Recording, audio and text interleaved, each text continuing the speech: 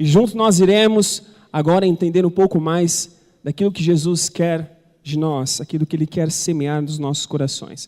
Então você pode pegar aí a sua Bíblia ou o seu celular e abrir em Hebreus capítulo 10, versículo 10. Hebreus capítulo 10, versículo 10, nós iremos ler até o versículo 23.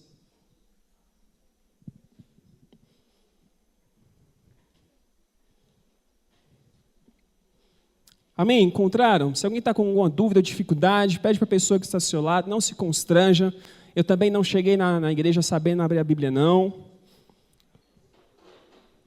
Sabia fazer um monte de coisa, menos abrir a Bíblia. Então, fique em paz, não se sinta constrangido. Então, eu vou ler juntamente com você essa passagem de Hebreus 10, versículo 10. A palavra do Senhor diz: nessa vontade é que temos sido santificados mediante a oferta do corpo de Cristo. É mediante o que eu faço? É mediante quem? Mais uma vez, vamos ver se está comigo. Nós somos santificados pelo quê? Pelo que fazemos? Por quem nós somos santificados? Oferta do corpo de Cristo. Então, de uma vez por todas. Isso quer dizer que o sacrifício de Jesus foi suficiente para toda a sua história. Ele já foi suficiente. Então, versículo 11. Ora, todo sacerdote se apresenta dia após dia a exercer o seu serviço sagrado e a oferecer muitas vezes sacrifícios que nunca jamais poderiam remover os pecados.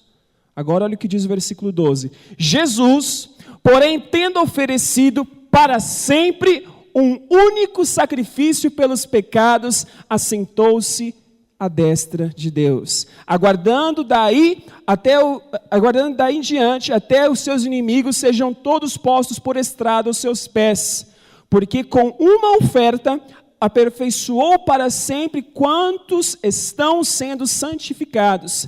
E disto nos dá testemunho também o Espírito Santo, porquanto, após ter dito: esta é a aliança que farei com eles. Depois daqueles dias o Senhor disse: porei o meu coração, as minhas leis, sobre a mente deles as inscreverei. Acrescenta também: de nenhum modo me lembrarei dos seus pecados e das suas iniquidades para todo o sempre.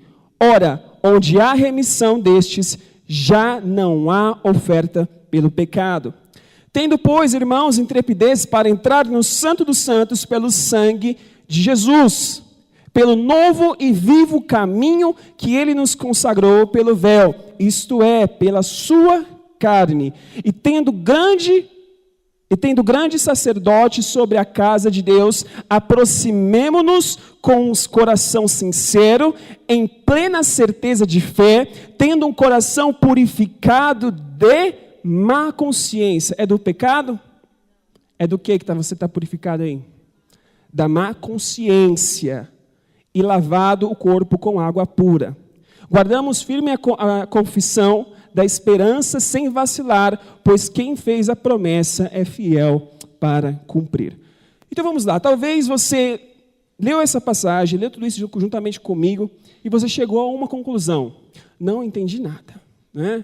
Talvez esse foi aquilo que você absorveu do contexto. E realmente, parece estar muito mistificado esse texto, parece que tem muita coisa oculta ali, escondida, mas de fato não está. Nós precisamos apenas de um pouco de compreensão sobre interpretação de texto, e que é algo comum que nós aprendemos na escola, e é claro também a revelação que o Espírito Santo de Deus pode conceber aos nossos corações. E essa revelação nós vamos adquirir aqui agora, com o Espírito de Deus sobre nós, agindo no nosso meio. Então, primeiramente, voltando ao tema que eu estava comentando com vocês, que nós temos que nos livrar da má consciência. Porque o que nos impede muitas vezes de termos uma intimidade um pouco mais profunda, um pouco mais íntima e intensa com a pessoa de Jesus, é esta má consciência. Porque ela muitas vezes nos faz sentirmos constrangidos pela presença dele, então nós não queremos nos relacionar. Então agora, o que é má consciência? Má consciência é a consciência permanente de pecado ou de dívida. Mesmo quando não aconteceu nada de errado, você ainda tem a sensação de que tem algo errado. Sabe quando você faz aquela prova, aí você termina em 10 minutos, você entrega e fala, mano, tá muito fácil, mano. Tá muito estranho isso. Ou eu acertei tudo, ou eu errei tudo. E você procura acreditar no quê? Que você errou tudo. É ou não é? Você fala, não, eu errei tudo. Você não consegue confiar. Então, olha, não existe nada de errado até o momento, não lhe foi comprovado nada, mas você encontra algo errado. Então, má consciência é isto, é essa sensação permanente de que há um pecado, de que há uma dívida a ser paga. E essa má consciência nos priva de relacionarmos com Ele. Porque você sempre irá pensar, acreditar que existe algo errado entre você e Cristo, entre você e Deus. Agora imagina de forma mais clara para que você entenda. Então agora eu sou muito amigo do Henrique. E eu falei, Henrique, cara, eu estou precisando comprar um carro aí, eu precisava de uma entrada. Mano, eu fiquei sabendo que você tem uma aplicaçãozinha aí, me libera aí, por favor, 10 mil. E daí ele fala, não, mano, tá bom, confio em você. Daí ele me empresta esses 10 mil. E daí eu compro meu carro. E daí eu vou ter que pagar ele. Só que o que acontece? Eu não tenho dinheiro. Eu não pago. A gente era muito amigo, mas agora como ficou a nossa amizade? É a mesma? Eu vou conseguir me relacionar com ele? Por quê? Porque é uma dívida. Porque quando o Henrique olha para mim, ele olha com aquele olhar maravilhoso. Caloteiro, você está me devendo. Oh, ele dá a paz do Senhor abraçando, querendo dar uma facada. Assim, oh, glória a Deus, meu irmão. Que precioso te ver aqui. Né? Então, que agora, não importa a intimidade que nós tínhamos antes. Agora nós temos dificuldade de nos relacionarmos porque há uma dívida entre nós. Então, agora o Kelvin é meu amigo também. Só que o Kelvin também é amigo do Henrique. E daí o Kelvin falou assim, mano, vamos descer para a praia? Eu falei, mano, eu tô apertado, tá difícil. Né? Não vou ter como descer para a praia com vocês, tem a casa que tem que pagar, aí é comida, é combustível, não tem como. Daí ele fala o seguinte, não, mano, fique em paz, eu vou pagar para você. Eu vou pagar tudo para você. Aí eu falo, então eu vou, né? Quem não vai? Então eu vou. Só que o Kelvin é amigo do Henrique. Aí eu paro e penso, eu falo, mano, o Henrique vai estar lá? E daí ele fala, vai, mano. Eu falo, mano, então não vou não. Por quê? Porque quando o Henrique me vê lá no meio do mar, ele vai falar lá, eu comendo um camarãozinho lá, tomando uma coca gelada, ele vai olhar, olha lá, para me pagar não tem, né? Agora para esbanjar no camarãozinho aí, ele tem. Né? Para dormir aí, ó, no colchãozão top, ele tem, isso aí ele tem, né? Agora, para mim pagar, não tem. Então, eu não vou ir, eu não vou desfrutar dessa graça que, por exemplo, o Kelvin está me proporcionando, porque eu estou em dívida com o Henrique. Então, você olha como essa dívida afeta todas as áreas da minha vida. Olha como eu não consigo mais me ter relacionamento com outros e ter relacionamento com o Henrique. Só que o que acontece? O Bruno também é muito meu amigo. Só que aconteceu, o Bruno, ele pagou a minha dívida para com o Henrique. Só que a Gabriela também ia no rolê. E daí o Bruno falou assim, Gabriela, fala para o Vinícius que eu paguei a dívida dele, para ele ficar em paz. Só que o que aconteceu? Sente que existe uma dívida a ser paga. Então, no versículo 10 que nós lemos, a Bíblia fala que a santificação é totalmente e parte exclusivamente da pessoa quem santifica. Ou seja, não é as minhas obras que irá me fazer santo. Porque se eu posso me tornar santo, qual é o mérito da cruz? Qual é o mérito do sacrifício de Jesus? Então Jesus não precisava ter vindo. Se eu posso me santificar, para que ele iria vir? Não é verdade? Não faz sentido. Então, quem santifica é Cristo, é o sacrifício da cruz. É ela quem te faz santo como Ele é. É ela quem te faz puro como Ele é. E a santificação, ela permite com que você agora venha viver, ter as mesmas atitudes, ter os mesmos pensamentos, ter a mesma fala que a pessoa de Jesus. Eu não sei se você já encontrou alguém que é tão crente, tão homem de Deus, que você chega perto e já fica assim, ó, com medo. Você não sabe nem como falar, você fica treinando como é que você vai cumprimentar essa pessoa. Eu falo, não, a paz do Senhor, não. Vai aí, tudo bem? Fala, mano, não. Que a graça e a paz do nosso Senhor Jesus esteja. Você fica ensaiando por essa reverência que você tem, por esse respeito que você tem a esse homem de Deus, porque essa pessoa expressa Jesus de uma forma tão clara para você que até te constrange. Mas eu quero dizer que você precisa compreender que quem te santifica é a pessoa de Jesus. É Ele quem te faz santo, é Ele quem te faz puro. E às vezes, eu confesso que o trabalho do diabo não é colocar na sua mente de que Deus não tem poder. Porque existe alguém aqui tolo que diria que Deus não tem poder? Olha, eu creio firmemente, né? Até nos meus níveis mais baixos de falta de relacionamento com Deus, eu nunca duvidei de que Deus tinha poder. Né? Até o período que eu vivi mais distante de Deus, eu nunca neguei o fato de que Ele tem poder e que Ele está acima de todo nome. Nunca neguei isso. Então o trabalho do diabo não é colocar na sua mente de que Deus não tem poder, porque essa é uma realidade que acho que até o diabo treme em afirmar. Então o que ele trabalha? Ele procura colocar na sua mente, ele procura disseminar no seu coração o fato de que você não é santo. O fato de que você deve olhar para si mesmo.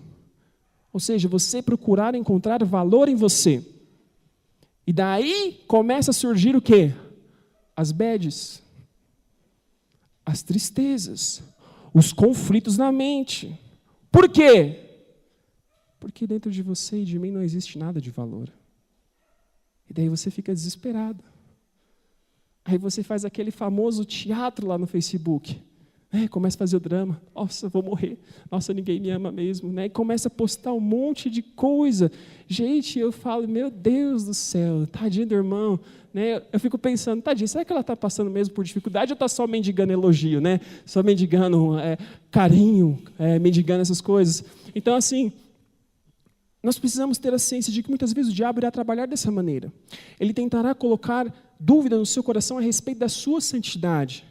Porque você não encontra nada de valor em você. E a mente humana trabalha dentro desse parâmetro, de que se não tem nada de valor dentro de mim, logo não sou santo. Mas nós vemos no versículo 10 de Hebreus, no capítulo 10, falando que nós somos santos, nós somos santificados por conta do sacrifício dele.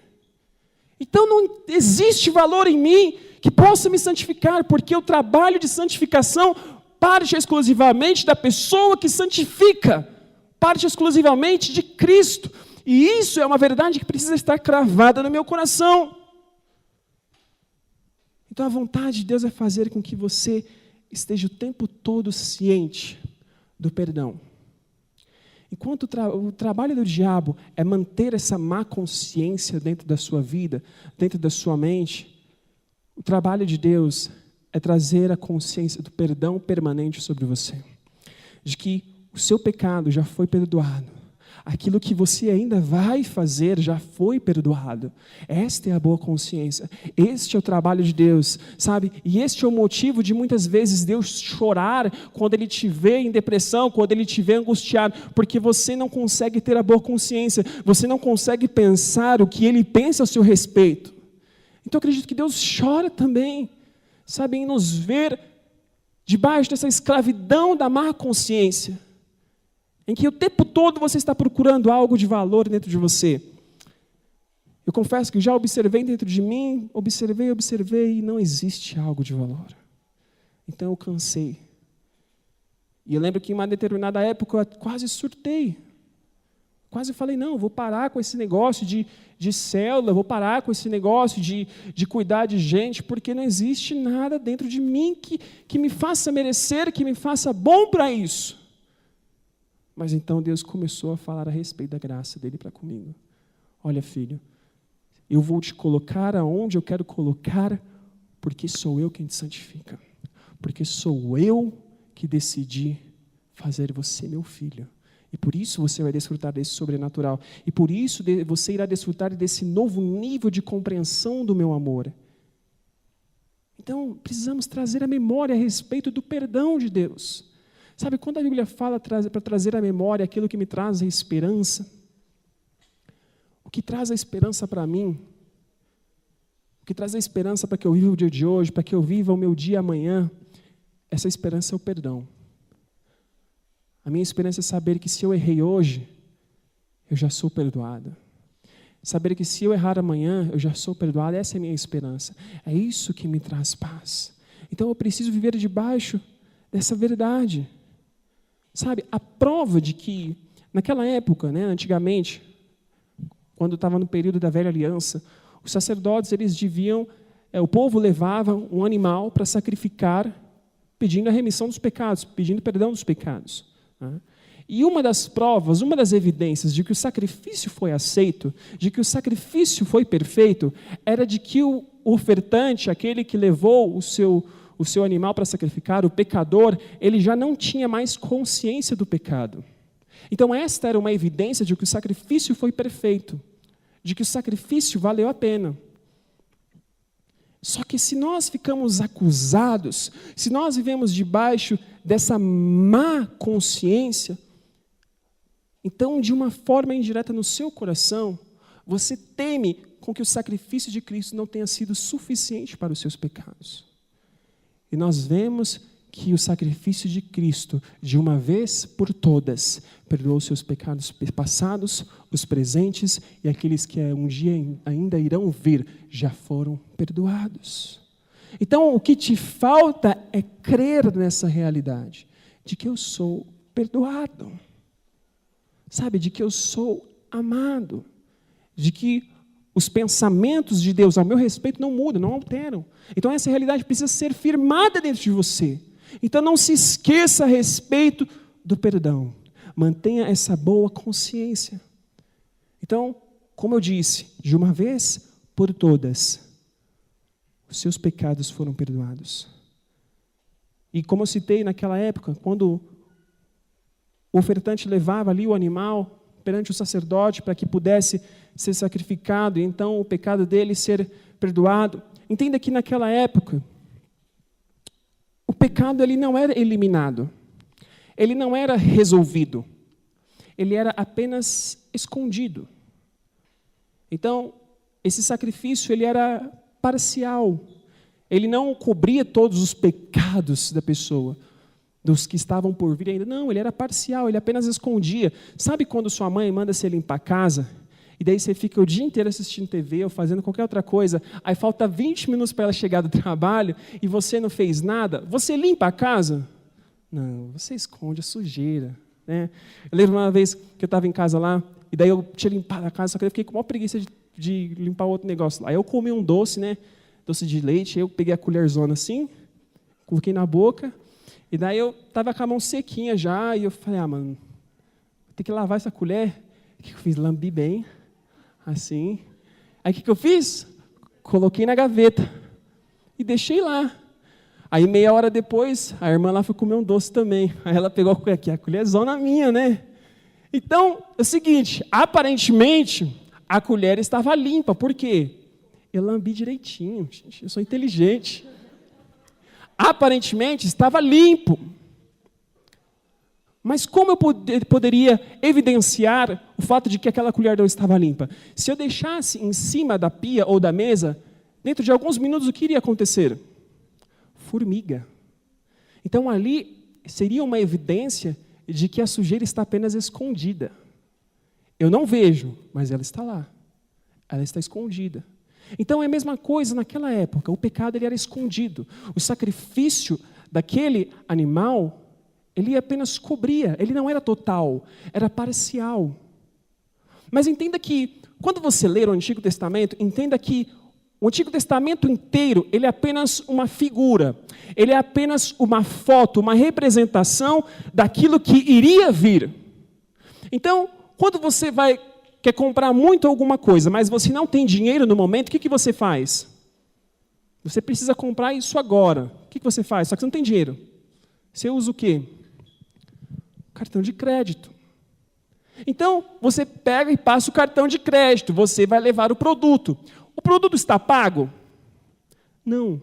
O cartão de crédito nada mais é uma promessa de que em uma determinada data isso será pago. Pelo menos deveria ser assim, né? Mas, em determinado dia, você está dizendo que irá pagar aquele produto. Então, o sacrifício desses animais era o povo passando os seus pecados no cartão de crédito. Olha, um dia eu vou pagar. Um dia eu vou pagar, tá bom? Pode deixar, Deus, olha, um dia eu vou me arrepender, um dia eu vou abandonar essa vida, tá bom, Deus? Pode ficar em paz. Só que aconteceu, acumulou. O Serasa foi atrás. Pai do Serasa quem é? Satanás, né? Ele foi lá cobrar a dívida. Só que nós não tínhamos como pagar. Só que como foi passado no cartão de crédito, e daí quando você não tem dinheiro, você precisa comprar alguma coisa, e você precisa pagar algo, você vai recorrer para quem? Para o seu pai, para sua mãe. E daí, sabe, subiu ao coração de Deus o desespero do povo, dizendo, Senhor, eu não tenho condições de pagar essa dívida. E eu estou condenado à eternidade no inferno. Eu não tenho condições, mas salva-me. Então, lembra aquelas faturas que você acumulou? Cristo veio, derramou o sangue dele e pagou à vista. Não tem mais dívida para você. Todo precisava fazer algo. Então não tinha tempo para descansar. Então, se não tinha tempo para descansar, vai ter cadeira para quê? Vai fazer o quê? Então, o sacerdote ele trabalhava de forma intensa. E o tempo todo ele ficava ali desesperado. E no versículo 12 diz o seguinte, Jesus, porém, tendo oferecido para sempre um sacrifício pelos pecados, assentou-se à destra do Pai. Porque se Jesus se assentou à destra do Pai, depois que ele morreu na cruz, se ele se assentou, é porque não tem mais o que fazer. Acabou o serviço. Se eu peço para você carregar alguns tijolos para mim, vou imaginar um lugar perto daqui, vamos ver, daqui até Jundiapeba, a pé, você vai carregando para mim rapidinho. Então, 2 minutos. Só que daí é o seguinte, eu falo assim, ó, dentro de umas 4 horas eu volto, tá bom? E daí eu chego aqui, e daí você está aqui, ó, sentado. O que eu posso pensar? Ou que eu fiz nada, ou que eu terminei. Não tem mais o que fazer. Então é isso que está querendo dizer. Quando Cristo se assentou à destra do Pai, Ele estava dizendo, não existe mais o que fazer. Eu não tenho mais que lutar para que o pecado deles seja perdoado. Eu não tenho mais que me sacrificar para que eles sejam perdoados por toda a eternidade, porque eles já são. O meu papel agora é descansar, apreciar os meus filhos, sabe, ficar com eles. O papel de avô eu acho muito interessante, porque avô já criou os filhos, não já? Então agora o que aconteceu? Os filhos tiveram filhos. Então qual é o papel do avô?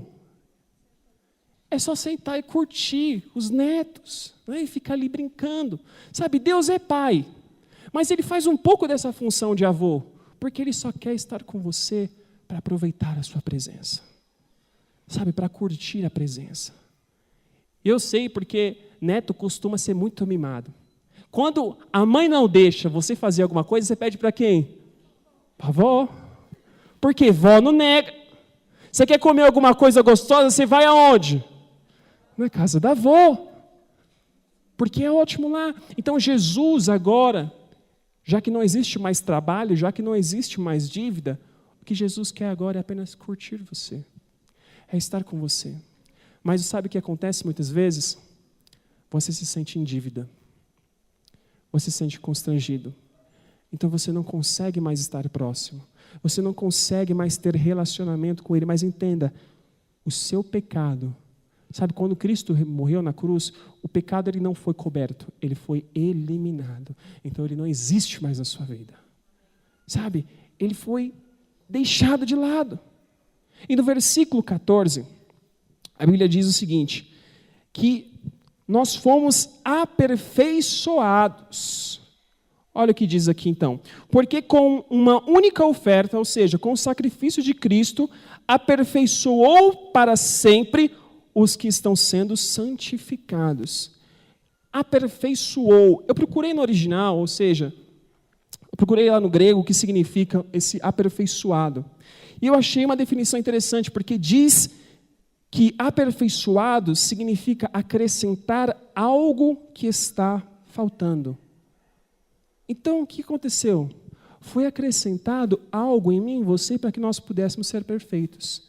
E esse algo é a cruz. Esse algo é Cristo. Quantos aqui possuem Cristo? Levante suas mãos. Você possui Cristo? Então vira para a pessoa do seu lado e diga, você é perfeito. Aí você fala, eu sou ruim, Vinícius. Tem muita coisa em mim que precisa mudar. Você é perfeito. Por que você é perfeito? Porque o Pai disse.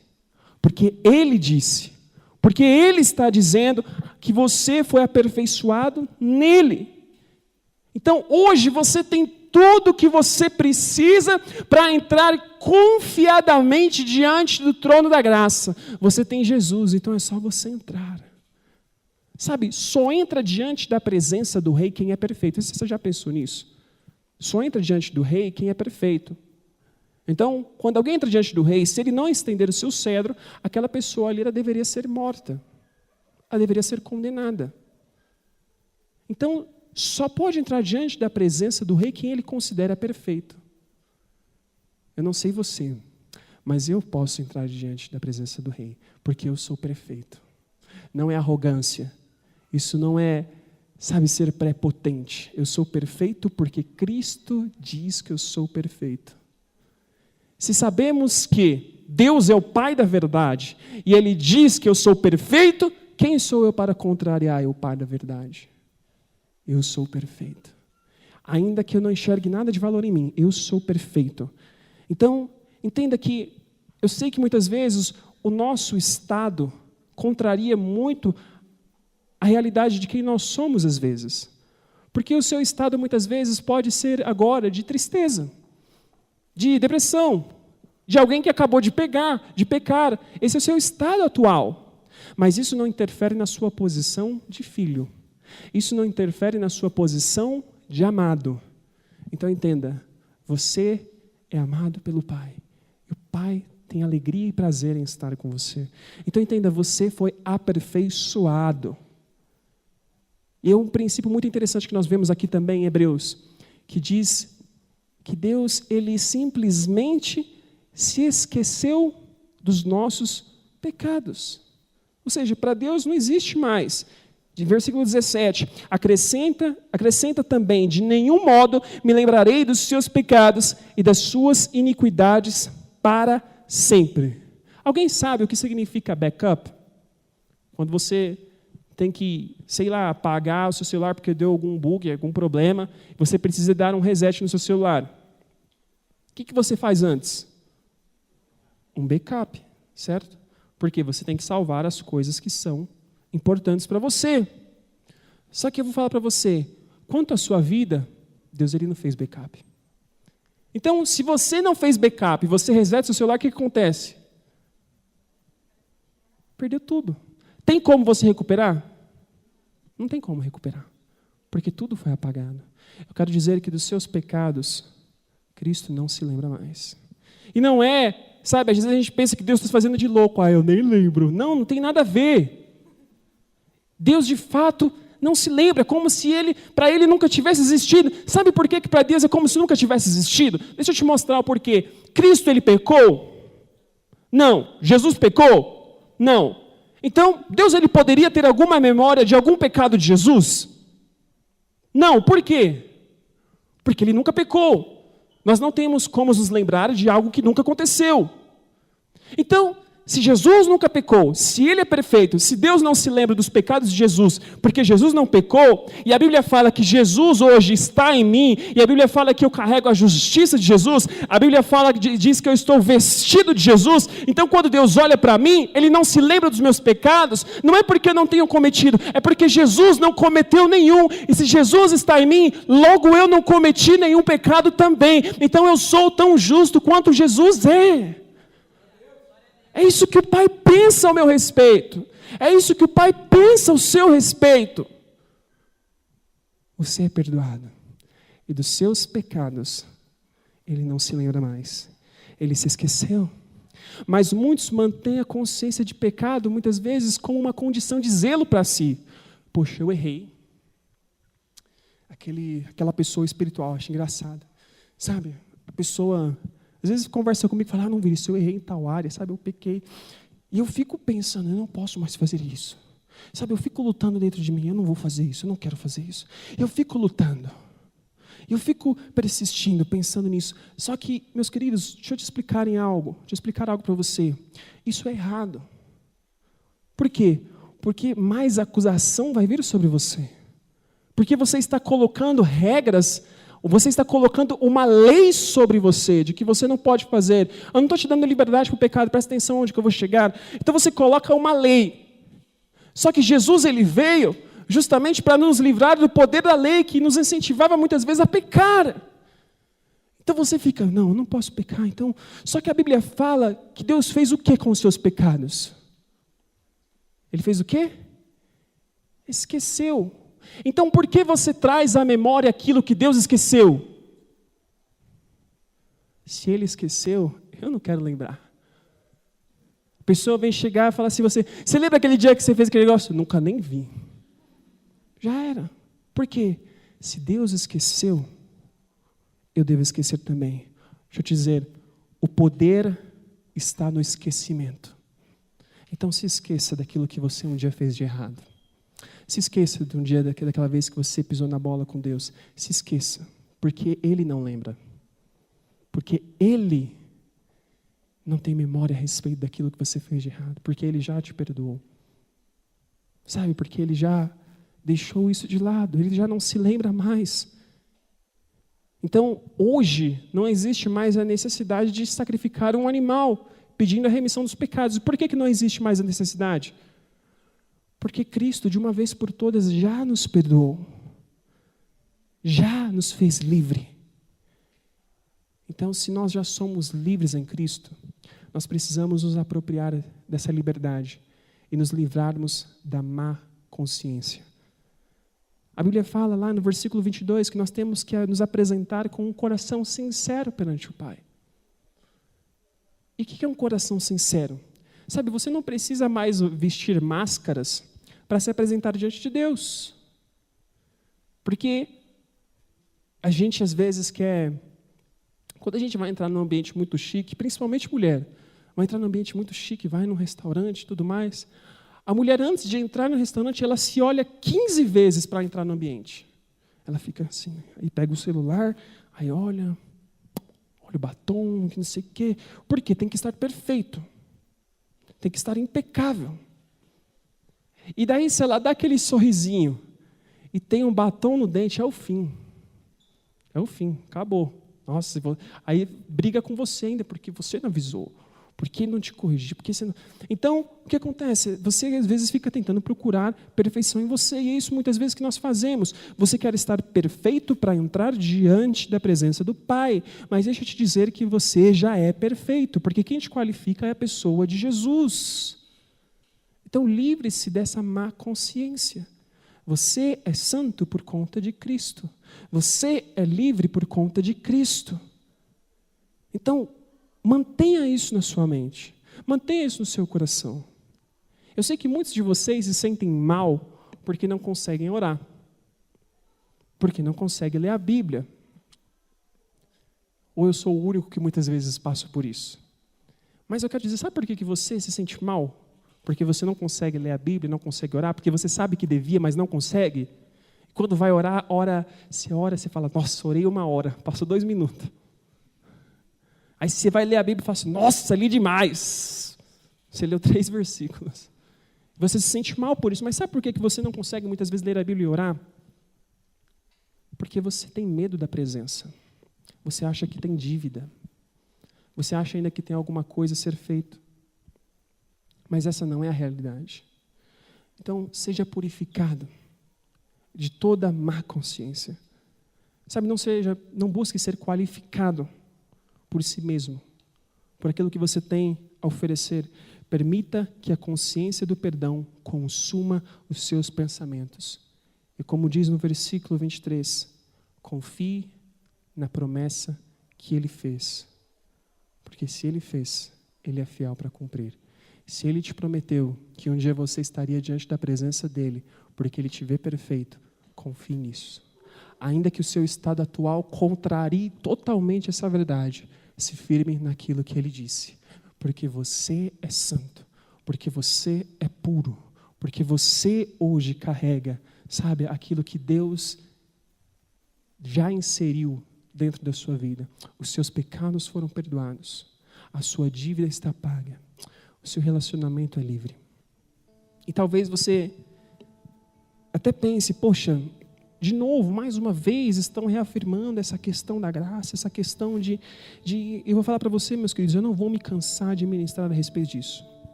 Eu sei que pode parecer até uma palavra para novo convertido, mas eu quero dizer que é essa palavra de novo convertido que nós recebemos que sustenta o resto da sua vida, o resto do seu ministério. É ela que irá te sustentar. Eu não estou aqui para ministrar para você algo que você nunca tenha ouvido. Eu não estou aqui buscando ser original. Eu estou procurando aqui ministrar para você aquilo que irá transformar a sua vida. E a Bíblia fala que o que transforma a vida do homem é Cristo. Então eu estou aqui para ministrar Cristo a você. Sabe o que nos faz sermos transformados? É ouvir a palavra de Deus. Sabe, mas nem tudo que nós ouvimos talvez gere vida para nós, por mais que esteja na palavra. Talvez você vai sentir o quê? Acusação. Por isso que Cristo ele veio para morrer, para mostrar que agora a lei não tem mais poder sobre você. Sabe, a lei, ela é santa, ela é pura, ela é perfeita, ela é palavra de Deus. Só que existem coisas que são chamadas de verdades. Eu ministrei, a última vez que eu ministrei para vocês, eu falei a respeito da graça. O que eu estou ministrando hoje é a graça. O que eu vou ministrar da próxima vez será a graça, porque é isso que irá mudar a sua vida. Sabe, porque a fé vem pelo ouvir, e ao ouvir a palavra de Deus, e a palavra de Deus para a sua vida hoje é de que a dívida está paga. Não precisa mais viver debaixo da má consciência. Não precisa mais viver debaixo da condenação, porque está pago. Essa é a verdade que eu vou pregar sobre a sua vida. Você vai se cansar de me ouvir a respeito. Você vai cansar de ouvir a respeito da graça. Eu não ligo. O meu objetivo apenas é saber que no final você estará transformado por essa graça. Você estará com a plena compreensão de que você é santificado pela oferta do Cordeiro. Eu quero que você se levante no seu lugar e nós vamos orar para que você tenha essa compreensão. Sabe, eu sei que muitas vezes você fica olhando para si mesmo, procurando valor, procurando coisas que possam agradar a Deus. Eu sei que muitas vezes é difícil você afirmar essa verdade de que você é perdoado, de que você é santo, de que você é perfeito, porque isso muitas vezes contraria aquilo que você está vivendo no momento. Eu sei que é difícil. A ação de Cristo em mim também. Eu não sei quanto a você, mas eu quero que você... Nós vamos dar a oportunidade aqui, se você quiser vir à frente.